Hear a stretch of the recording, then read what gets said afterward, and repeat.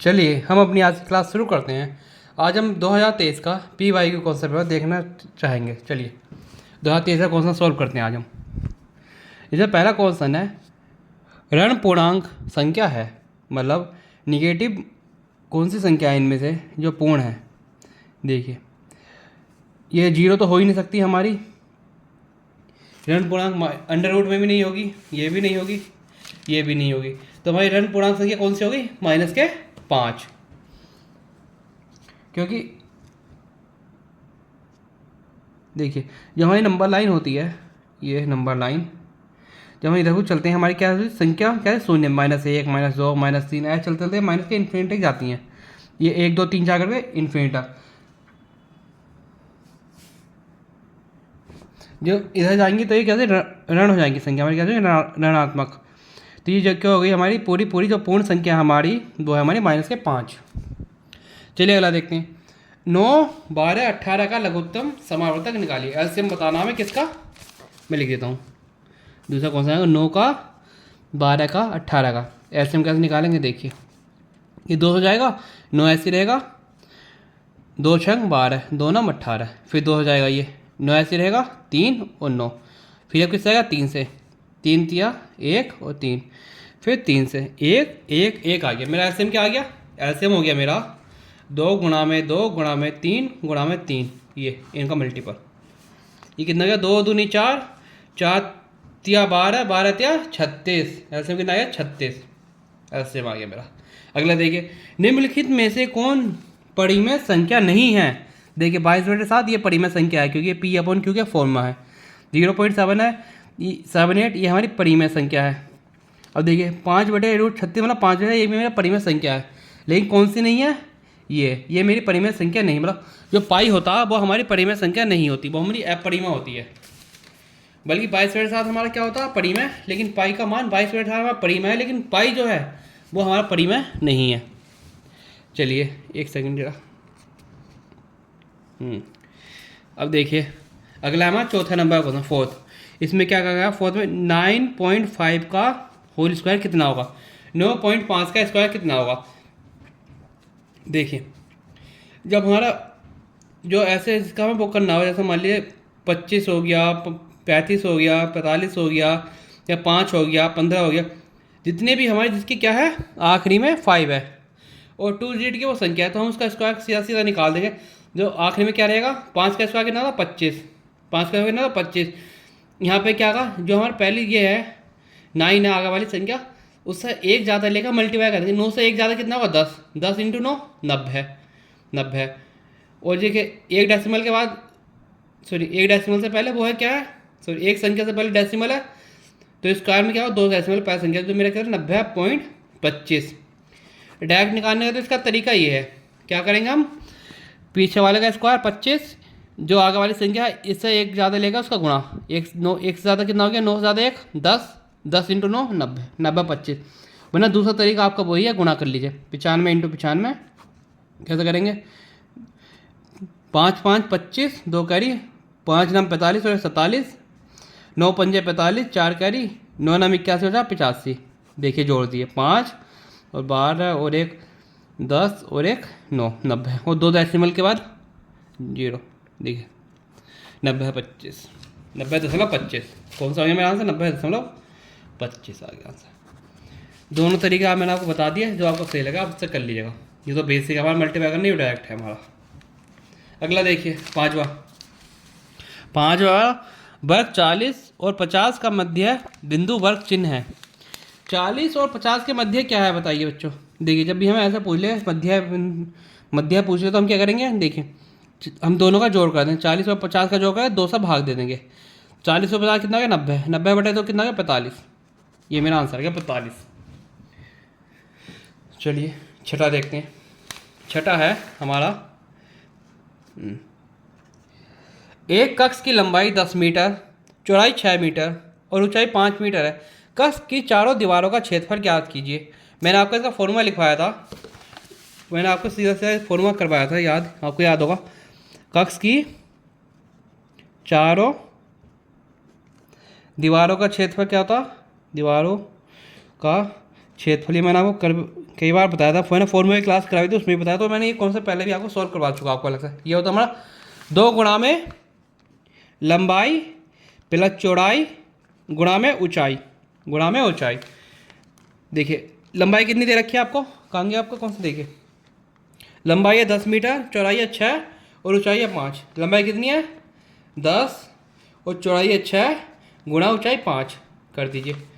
2 ऐसे रहेगा, 10 और 6 16 इंटू 5, 16 दूनी 32, 32 बन जाए 160, 160 किस में था मीटर स्क्वायर। मैं क्षेत्रफल आ गया 60 मीटर स्क्वायर। मैंने कुछ नहीं कहा, मेरे को लंबाई दे रखी, चौड़ाई दे रखी थी, ऊंचाई दे रखी थी। मेरे को पता था कस की चारों दीवारों का क्षेत्रफल होता है 2 गुणा में लंबाई प्लस चौड़ाई गुणा में ऊंचाई। मैंने फॉर्मूला लगा दिया, मेरा आंसर आ गया कितना 160 मीटर स्क्वायर। चलिए अगला देखते हैं। अगला है हमारा 7वां। ये दे रखा है 2 संख्याओं का योग, 2 संख्याओं का योग 15 है, उनमें से एक संख्या दूसरी से 4 गुनी है, तो संख्या ज्ञात कीजिए। आसान है क्या आपका, कितना आसान कौन सा है, देखिए मान लीजिए मैं आपको यहाँ 7वां, इसमें दे रखा है आपको, कहेंगे 2 संख्याओं का योग 15 है, उनमें से एक संख्या दूसरी के 4 गुनी है, तो संख्या ज्ञात कीजिए। देखिए मैंने माना पहली संख्या क्या है, मैंने माना x, तो दूसरी संख्या कितनी होगी मेरी, दूसरी संख्या कितनी होगी मेरी 4 गुनी है पहली संख्या, दूसरे को मेरी 4x, दोनों का योग कितना दे दिया, दोनों का योग x प्लस 4x का योग कितना दे दिया आपको 15। चेक कर दिए, x और 4 कितना है 5x बराबर कितने 15, तो x कितना आ गया मेरा 5 दिया, x कितना आ गया मेरा 3। तो मेरी पहली संख्या क्या आ गई, पहली संख्या थी मेरी x, कितनी हो गई 3, और दूसरी संख्या क्या है मेरी, दूसरी संख्या है मेरी क्या 4x, तो कितनी हो गई 4 इंटू 3 कितना हो गया 12। मेरी दोनों संख्या आ गई, पहली आ गई मेरी 3, दूसरी आ गई मेरी 12, 3 और 12। चलिए अगला देखते हैं। अगला है कौन सा नंबर, छठा कहता है 6 सेंटीमीटर और 4 सेंटीमीटर के 2 घनों को पिघलाकर एक बड़ा घन बनाया जाता है, बड़े घन का आयतन ज्ञात कीजिए।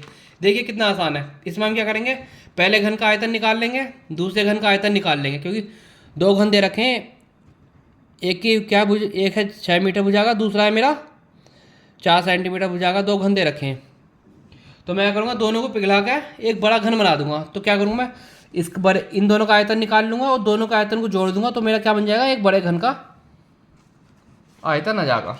चलिए देखते हैं कैसे।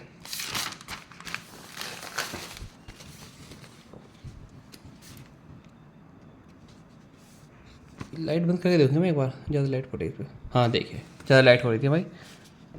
ये हमारा कौन सा नंबर, छठा, विजिबल आपको, हाँ 6 सेंटीमीटर और 4 सेंटीमीटर के 2 घनों को पिघलाकर एक बड़ा घन बना दिया, बड़े घन का आयतन क्या थी। देखिए मैंने मान लिया पहला घन का आयतन क्या हो गया, B1 मान लिया, B1 का आयतन कितना हो गया, पहले बताइए घन के आयतन का फॉर्मूला क्या होता है, हमारा होता है भुजा का क्यूब। पहले घन की भुजा कितनी तरह की 6 का क्यूब कितना हो गया 6 से 36 और 6 216 किस में दे रखा सेंटीमीटर क्यूब। पहले घन का मेरा आयतन आ गया। दूसरा मैंने मान लिया B2 भुजा का क्यूब, इसका भी आयतन भुजा का क्यूब होगा, कितना दे रखा 4 का क्यूब कितना होता 64 सेंटीमीटर क्यूब। तो बड़े घन का आयतन कितना आ गया, बड़े घन का आयतन क्या होगा हमारा, बड़े घन का आयतन V1 प्लस B2, B1 कितना है 216, B2 कितना है 64, जोड़ते हैं हम दोनों को, 6 और 4 10 और 1 7 8 80 और 280 सेंटीमीटर क्यूब। ये मेरा आंसर आ गया, बड़े घन का आयतन 200 सेंटीमीटर क्यूब। देखिए एक भुजा थी मेरे को, एक घन की भुजाई 6 सेंटीमीटर, दूसरे घन की भुजा थी मेरे को 4 सेंटीमीटर। मैं दोनों का वॉल्यूम निकाल लिया B1 B2, फिर मैं दोनों का वॉल्यूम जोड़ दिया, तो मेरे दोनों का वॉल्यूम जोड़ कर आ गया 280 सेंटीमीटर। ये क्या हो गया मेरे बड़े घन का आयतन। चलिए अगला देखिए, अगला है हमारा 8वां क्वेश्चन। 8वां देखिए क्या कहा गया, हल कीजिए। क्या करना, x प्लस 1/a और x माइनस a, कुछ नहीं करना मेरे को, नॉर्मली दोनों को क्या कर देनी मल्टीप्लाई, दोनों क्या कर देगा हम गुणा। देखिए कैसे, पहले मैंने x की इसमें कर दी x माइनस a में, फिर मैंने क्या कर दी प्लस 1/a की किस में कर दूँ x माइनस a में गुणा कर दी। चलिए दी x की x में गुणा क्या बनेगा x स्क्वायर, एक्स की में क्या होगी माइनस का एक्स से प्लस की 1/a की एक्स में कर दूँगा क्या बन जाएगा मेरा x/a माइनस ए की ए में कर दूँगा 1/a की ए में क्या होगा कट जाएगा, ये बन जाएगा कितना a। अब देखिए x² मेरा ऐसे ही रहेगा माइनस। अब आप एक बात ध्यान देना, अगर मैं इन दोनों में से x कॉमन ले लूँ, x कॉमन ले तो मेरा यहीं क्या हो जाए a माइनस का 1/a, और इधर क्या आ गया मेरा 1 से 1, ये मेरा आंसर आ गया। दोनों गुणा करके क्या आ गया मेरा x² माइनस x इंटू में a माइनस 1/a माइनस 1, ये मेरा आंसर आ गया। आसान था, कुछ नहीं था, मैंने दोनों की मल्टीप्लाई कर दी आपस में, ये मेरा आंसर आ गया। अब देखिए 10वां दे रखा है मेरे को 89 के अंकों को परस्पर बदलने से प्राप्त संख्या मूल संख्या से कितनी अधिक होगी। मूल संख्या से कितनी अधिक होगी। अधिक के लिए लिख दिया मैंने, मूल संख्या अधिक पूछा ना, अधिक कितनी होगी। देखिए प्राप्त संख्या जो होगी मेरी, प्राप्त संख्या जो आगी मेरी, उसमें से अगर मैं मूल संख्या घटा दूंगा तो मेरे क्या आ जाएगा अधिक संख्या कितनी हो गई। देखिए प्राप्त संख्या पहले मैं देखता तो मूल संख्या कितनी दे रखी है मुझे, देखिए 89 के अंकों को परस्पर बदलने पर मूल संख्या कितनी हो गई मेरी 89। जब मैंने इनको परस्पर बदल दिया आपस में तो ये क्या हो गया, प्राप्त संख्या क्या होगा मेरी 98।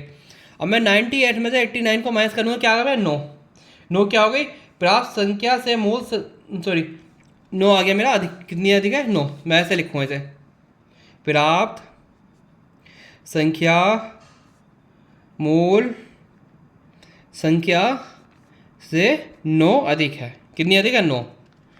कुछ नहीं था, मैंने दोनों को पलट दिया, पलटने का 98 बन गया। 98 में जब मैंने मूल संख्या घटाई तो मेरा कितना आ गया अधिक संख्या कितनी हो गई 9। चलिए 11वां देखते हैं।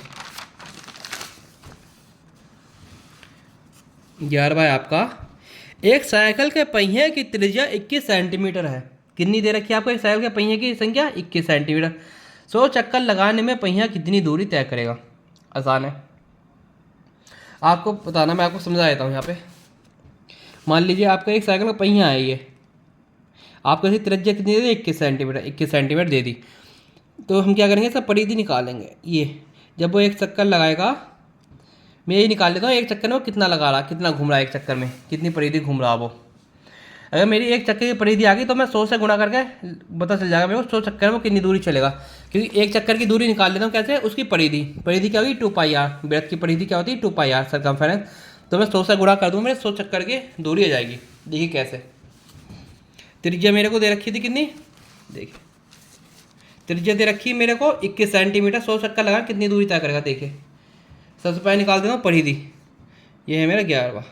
परिधि क्या फॉर्मूला क्या होता है मेरा परिधि का, सरकमफेरेंस का 2πr। ठीक है 2 मेरा ऐसे रहेगा, पाई की वैल्यू होती है 22/7। परिधि कितनी देगा 21, त्रिज्या कितनी देगा 21, और 21 दे रखा। 7 से 1 कट जाएगा कितनी बार, 7 या 21, ये आ गया मेरा 2 गुणा में 22 गुणा में 3। अब देखिए अब मेरे से क्या पूछा, इतनी दूरी तय करेगा। एक चक्कर में कितनी दूरी होगी, एक चक्कर में दूरी ये होगी मेरी इतनी। तो 100 चक्कर में कितनी होगी, 100 चक्कर में दूरी कितनी होगी, 100 से गुणा कर दूंगा। 2 गुणा में 22 गुणा में 3 गुणा में 100। चलो करते हैं गुणा। 22 दूनी 44, 44 तिया हो गया हमारा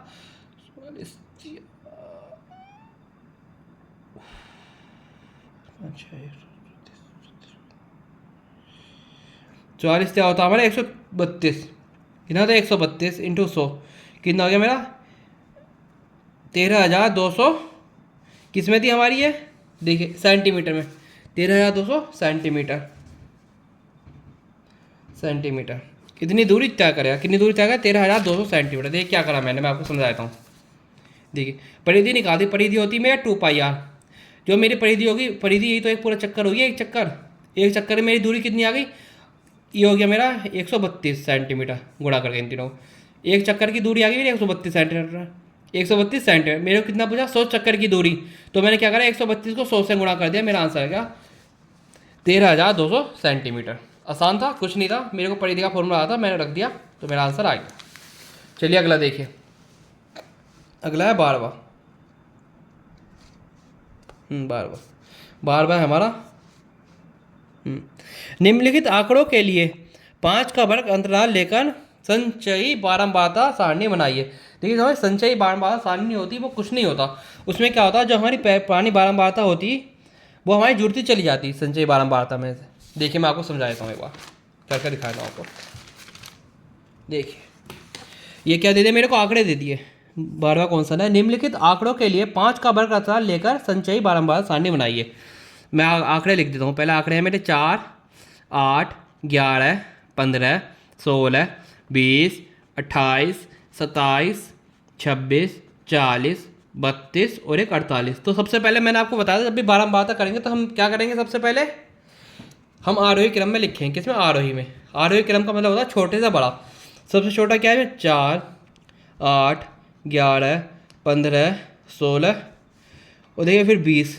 20 से बड़ा क्या है मेरा, 26, 27, 28, 28 से बड़ा है मेरा 32 और फिर 40 और जी 48। 3, 4, 5, 6, 7, 8, 9, 10, 11, 12 सही है। अब देखिए एक तरफ क्या लिखूँ मैं, वर्ग अंतराल। क्या लिखूँगा, वर्ग अंतराल। देखो वर्ग अंतराल किस तरह दे रखा है, 5 का वर्ग अंतराल लेना, तो 5 का वर्ग अंतराल लूँगा मैं, वर्ग अंतराल लिया।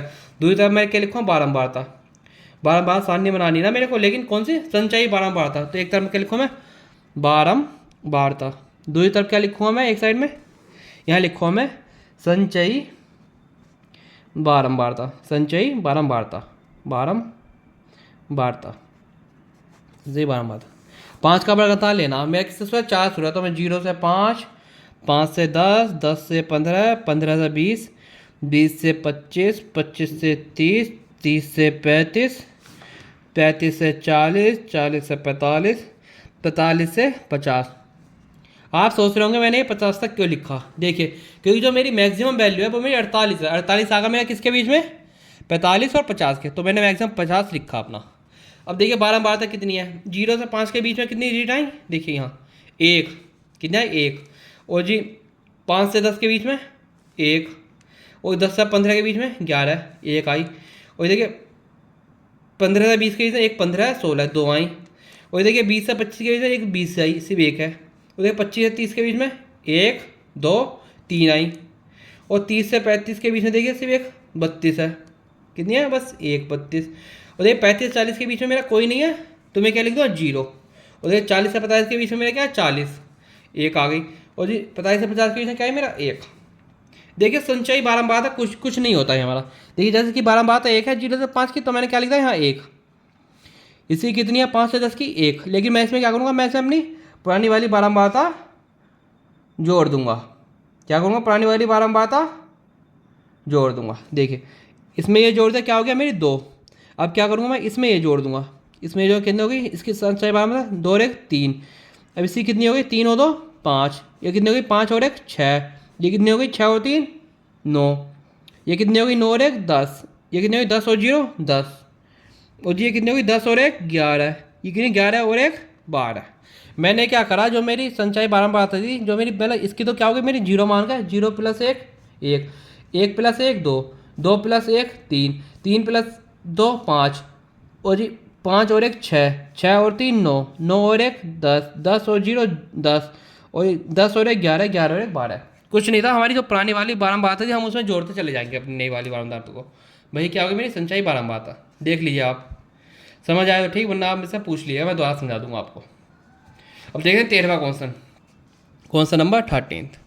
यह क्या गया आपसे, देखिए एक आयताकार मैदान का क्षेत्रफल 0.75 हेक्टेयर है। यदि इस मैदान की एक भुजा 250 मीटर हो तो दूसरी भुजा ज्ञात कीजिए। आसान है, देखिए कैसे होगा। 13वां क्वेश्चन है, 13वां। सबसे पहले आप मेरे को एक बात बताइए, मैंने आपको एक चीज़ बताई थी। मैंने आपको बताया था 1 हेक्टेयर कितना होता है, 1 हेक्टेयर होता है मेरा 10,000 मीटर स्क्वायर। बताया था मैंने आपको, कई बार बताया। 1 हेक्टेयर बराबर होता है मेरा 10,000 मीटर स्क्वायर। तो यहाँ क्या दे रखा, 0.75, 0.75 हेक्टेयर। तो ये कितना हो गया मेरा, 0.75 की मैं किससे गुणा कर दूँ, 10,000 से। 10,000 से मैंने कर दी, तो मेरे में कितना मिला, 75, 2 0 ये खा गया, 7500 मीटर स्क्वायर। सॉरी, ये हो गया मेरा 7500 मीटर स्क्वायर, क्योंकि 1 हेक्टेयर बराबर 10,000 मीटर स्क्वायर, तो 0.75 हेक्टेयर कितना हो गया, 0.75 की 10,000 से गुणा करिए 7500 मीटर स्क्वायर आ गया मेरा। चलिए अब क्या बोला इनने हमसे, यदि इस मैदान की एक भुजा 250 मीटर है तो दूसरी भुजा ज्ञात कीजिए। कितना आसान है देखिए।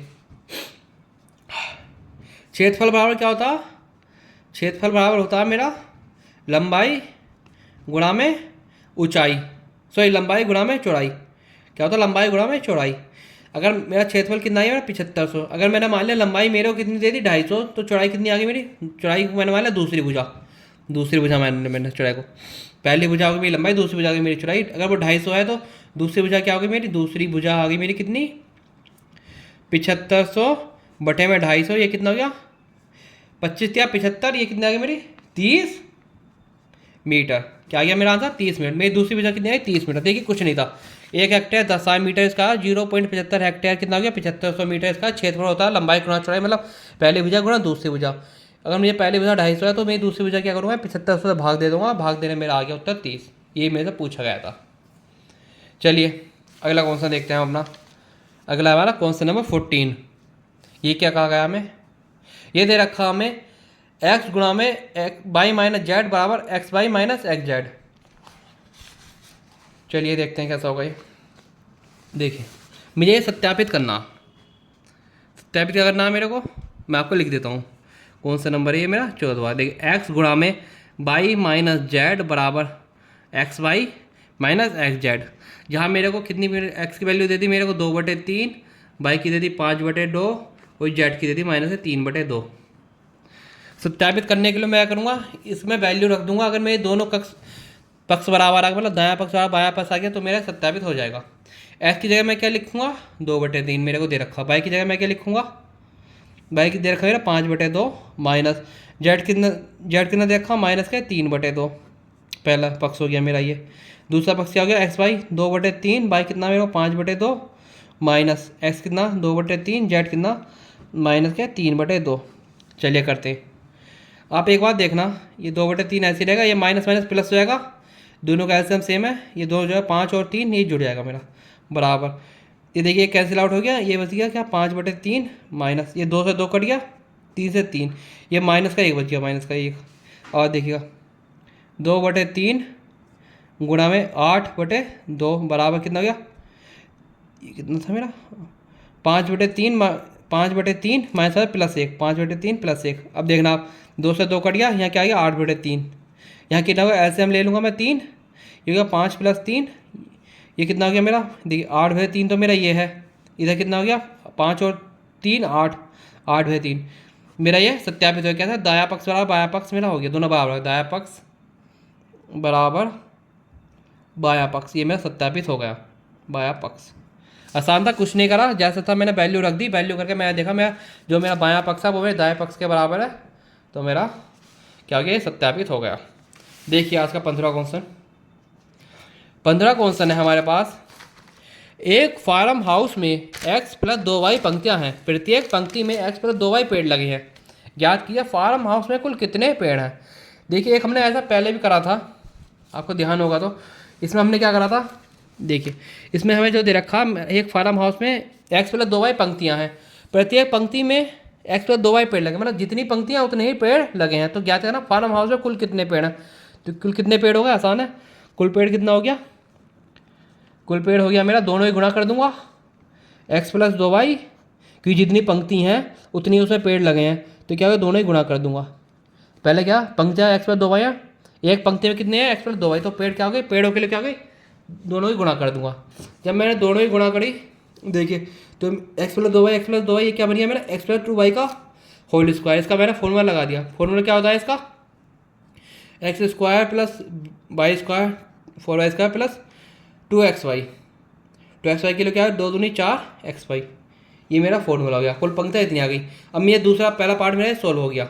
दूसरा पार्ट क्या था, यदि x = 3 y = 2 तो फार्म हाउस में पेड़ों की कुल संख्या कितनी हो गई, कुल संख्या यदि x = 3 और y = 2, x की जगह 3 रख दूँ, y के जगह 2 रख दूंगा। देखिए कैसे कहती है x² + 4y² + 4xy, x की जगह कितना रखना 3, 3 का स्क्वायर प्लस 4 बाई की जगह क्या रहा 2, 2 का स्क्वायर प्लस 4 इंटू 3 इंटू 2, 3 का स्क्वायर कितना हो गया 9, और 4 इंटू 2 का स्क्वायर 4, 4 इंटू 4 प्लस 4 या 12 दूनी 24, कितना हो गया सबको जोड़ दो 9 प्लस 16 प्लस 24। अब देखना 16 और 9 24, 16 और 9 सॉरी 16 और 9 होते हैं मेरा 25, 25 और 24 49, कितना हो गया 49। ये मेरा आंसर आ गया। मेरे पास कुल पेड़ों की संख्या कितनी आ गई 49। अब देखिए आप 16वां क्वेश्चन, 16वां है हमारा बिंदु 0, 10, 0,4, 0,-4 और 6,0 से बड़े त्रिभुज का क्षेत्रफल ज्ञात कीजिए। देखिए मैं आपको समझाता हूँ कैसा होगा। इसका एक अपना एक फॉर्मूला होता है इस क्वेश्चन के लिए। जब आपको वर्टिसेस दे रखे हो, मान लीजिए आपको त्रिभुज है, एक त्रिभुज है, इसमें आपको ये होता है मेरा x1 y1, ये होता है मेरा x2 y2, ये होता है मेरा x3 y3।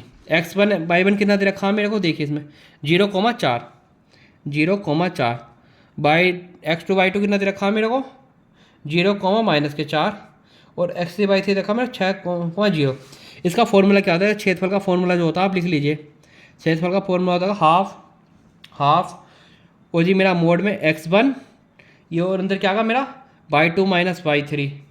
आप इसे फॉर्मूला याद कर लीजिए। दूसरे में क्या x2 y3 माइनस y1, फिर मेरा प्लस के x3 y1 माइनस y2। देखिए मैं आपको समझाता हूँ। इधर बाहर मेरा x1 है तो अंदर क्या है मेरा y2 माइनस y3। जब मेरा बाहर x2 है तो अंदर क्या है मेरा y3 माइनस y1। जब मेरा बाहर x3 है तो मेरा अंदर आएगा y1 माइनस y2। चलिए लगा दीजिए आप वैल्यू, हाफ ऐसे रहेगा। x1 कितना दे रखा है मेरे को, x1 0, y2 माइनस y1 कितना है, y2 कितना है मेरा माइनस के 4 और जी माइनस के 0। अब आप एक बात देखना, x2 कितना है मेरा 0, y3 कितना 0 माइनस y1 कितना, y1 है मेरा 4 प्लस x3 कितना 6, y1 कितना, y1 मेरा y1 है मेरा 4 और जी y2 कितना मेरा माइनस के 4। अब आप एक बात देखना, अगर आप इसे पूरे भी नहीं करते आपको एक चीज़ समझ आई थी। जब मैं 0 से यहाँ मैंने देखा 0 x1 और मेरा x2 0, जब मैं 0 से किसी की भी गुणा करूँगा तो वो पूरा टर्म 0 हो जाएगा। क्या जाएगा पूरा टर्म 0, ये मेरा 0 हो गया, ये मेरा 0 हो गया, तो मेरा बचा के अंदर 6, 4 प्लस 4 माइनस माइनस प्लस, ये बचा मेरा अंदर हाफ इंटू 6 और 4 4 8, ये मेरा बचा। देखिए ये कितना है 3 बार आ गया, 6 2 3 बार तो जाएगा, और 3 चौक सॉरी 3 अट्ठे 24, तो मेरा आंसर क्या गया 24। मेरा आंसर कितना है 24 मेरा आंसर आ गया। अगला देखिए हमारा 17वां क्वेश्चन आज का, ये हमने कल भी करा था, आपको याद हो 17वां क्वेश्चन। 17वां दे रखा 5 चित्र में ट्रायंगल ABC ट्रायंगल PQR समरूप हैं, ट्रायंगल PQR की शेष भुजा ज्ञात कीजिए। शेष भुजा कौन सी होगी मेरी, देखिए एक मेरे को ये बताना PQ, दूसरा हो गया मेरा PR। मैं लिख देता हूँ यहाँ मेरे को क्या क्या दे रखा। देखिए 17वें में मेरे को दे रखा AB दे रखा मेरे को 2 सेंटीमीटर, और जी BC दे रखा मेरे को 3 सेंटीमीटर, क्या देगा 3 सेंटीमीटर, और जी मेरे को AC दे रखा 2.8 सेंटीमीटर, और जी मेरे को क्या दे रखा, मेरे को दे रखा है QR दे रखा मेरे को कितना 1.5 सेंटीमीटर, और जी मेरे को PQ फाइंड करना है, और जी मेरे को PR फाइंड करना है। तो देखिए मेरे को अगर मेरे को डायरेक्ट करना होगा तो मैं कैसे करूँगा। मेरे को एक चीज़ समझ आ गई, ट्रायंगल क्या है समरूप। देखिए ये कितना, ये इससे आधा है, ये कितना आधा, 3 का आधा 1.5 है, तो ये कितना जाएगा मेरा, ये भी इसका आधा जाएगा, ये कितना है 1.4, ये कितना का, ये वाला PU कितना का, ये भी आधा, ये कितना 1 सेंटीमीटर। डायरेक्ट तो मैं ऐसा कर दूँगा, लेकिन मेरे को पूरा सॉल्व करना है, मेरा लॉन्ग क्वेश्चन पूछा है तो मैं करूँगा। देखना आप, यदि मैं लिखूँगा यदि दो त्रिभुज समरूप हों तो संगत भुजाएं क्या होती हैं, संगत भुजाओं का अनुपात, जो संगत भुजाओं का अनुपात होता है वो हमारा क्या होता है, बराबर होता है। तो मेरा ट्रायंगल कौन से, मेरा ट्रायंगल ABC और एंड ट्रायंगल PQR क्या है, समरूप है। तो मैं करूँगा, देखिए यहाँ देखना आप फिगर में, तो मेरा AB किसके हो जाएगा, AB का अनुपात किसके अनुपात के बराबर होगा, मेरा PQ के बराबर, और मेरा BC का अनुपात किसके हो जाएगा, QR के, और जी मेरा AC का अनुपात किसके बराबर हो जाएगा, PR के। मेरे को क्या बताना था, मेरे को पी क्यू बताना, मेरे को ए निकालना और पी आर निकालना। तो मैं सबसे पहले क्या करूँ, इन दोनों को ले लूँगा। जब मैंने इन दोनों को लिया, ए बी बराबर पी क्यू बराबर बी सी बटे में क्यू आर। ए बी कितना दे रखा है मेरे को, ए बी दे रखा है मेरे को 2, पी क्यू मेरे को निकालना है, और मेरे को बी सी कितना दे रखा है 3, और जी क्यू आर कितने को दे रखा है मेरा, क्यू आर 1.5। देखिए 1.5 दूनी 3, ये 2 आ गया, 2 से 2 ये कट गया, तो मेरा पी क्यू कितना आ गया, पी क्यू आ गया मेरा 1 कितना सेंटीमीटर। अब देखिए अब मैं इन दोनों को ले लेता हूँ, इधर कर लेता हूँ। इधर क्या, बी सी बराबर क्यू आर बराबर ए सी बटे पी आर। बी सी कितना है मेरे को, बी सी 3 है, क्यू आर कितना दे रखा है मेरे को 1.5, ए सी कितना दे रखा है 2.8, पी आर मेरे को निकालना है। देखिए ये कितनी बार जाएगा, 1.5 से 2 बार। अब देखिए 2 से कट जाएगा, 1.4 आ जाएगा, तो मेरा पी आर कितना आ गया, पी आर आ गया मेरा 1.4 सेंटीमीटर। ये मेरे दोनों भुजाएं आ गई, बची हुई भुजाएं। पहले क्या आ गई 3, सॉरी पी क्यू आ गई मेरी 1, दूसरी भुजा आ गई मेरी पी आर कितनी 1.4। आसान था, कुछ नहीं करा मैंने, समरूप दे रखा था तो मैंने करा समरूप क्या होता है, अनुपात बराबर होता है संगत भुजाओं का, तो मैंने कर दिया, ये मेरी दोनों भुजाएं निकल आई। चलिए अपना आज का अंतिम क्वेश्चन देखते हैं। चलिए अंतिम क्वेश्चन हम यही देख लेंगे, जगह है हमारे पास। देखिए ये दे रखा हमको, एक घन की कोर की लंबाई 12 सेंटीमीटर है, तो उसका आयतन, विकर्ण की लंबाई तथा संपूर्ण पृष्ठ ज्ञात कीजिए। आपको मैंने घन के तीनों फॉर्मूले बताए थे। मेरे को क्या दे दी, एक घन है उसकी लंबाई कितनी दे दी, लंबाई मतलब एक भुजा दे दी, कितनी घन है तो भुजा कितनी दे दी मेरे को 12 सेंटीमीटर, 12 सेंटीमीटर। तो मेरे को क्या पूछा, आयतन। पहली चीज़ क्या मुझसे पूछी, आयतन। उसका आयतन क्या होगा, आयतन बराबर होता है क्या मेरा, भुजा का क्यूब। भुजा कितनी मेरी 12, 12 का क्यूब कितना होगा 1728। आप ये याद कर लीजिएगा, क्योंकि 12 12 140, 140 इंटू 12 1728, 1728। दूसरा आयतन में निकल गया। दूसरा क्या पूछा हमसे, विकर्ण। विकर्ण कितना होता है, विकर्ण मैंने आपको बताया था √3 गुणा में ए, मतलब भुजा, 3 गुणा में भुजा होता है विकर्ण, 3 गुणा में भुजा, √3 गुणा में भुजा। तो √3 ऐसे रहेगा, मेरा भुजा कितनी 12 सेंटीमीटर, तो ये कितना आ गया मेरा 12√3 सेंटीमीटर मेरा विकर्ण आ गया। तीसरा क्या पूछा मेरे को, तीसरा पूछा मेरे को संपूर्ण पृष्ठ। संपूर्ण पृष्ठ क्या होता है मेरे पास, संपूर्ण पृष्ठ में 6 गुणा में भुजा का स्क्वायर, इसे डेट ना 6a स्क्वायर कहते हैं, लेकिन 6 गुणा में भुजा का स्क्वायर, अगर मेरी भुजा ये माने तब 6 गुणा में भुजा का, 6 ऐसे रहेगा, भुजा कितनी मेरी 12, 12 का स्क्वायर कितना हो गया 6 गुणा में 144, 12 का स्क्वायर 144 का, और जी 6 चौक 24, 2 करी 6 चौक 24 और 1 26, 2 करी 6 कम 6 8, 864 सेंटीमीटर स्क्वायर। ये मैं तीनों चीज़ निकाल दिया था, आयतन निकाल दिया, आयतन का फॉर्मूला था भुजा क्यों, विकर्ण हो गया मैं √3 इंटू भुजा, 12√3 आ गया, संपूर्ण पृष्ठ होता है मैं 6 गुणा भुजा का स्क्वायर। तो चलिए आज हमने 18 क्वेश्चन कर लिए। आज हमारी लास्ट साइन क्लास थी, बस हमारा में एक और बचा, एक हमारा प्रीवियस ईयर क्वेश्चन और बचा, वो हमारा 2025 का मतलब लास्ट ईयर का। बाकी अभी तक हमने जितने भी थे हमने सारे प्रीवियस ईयर क्वेश्चन कर लिए। चलिए आपका बहुत बहुत धन्यवाद।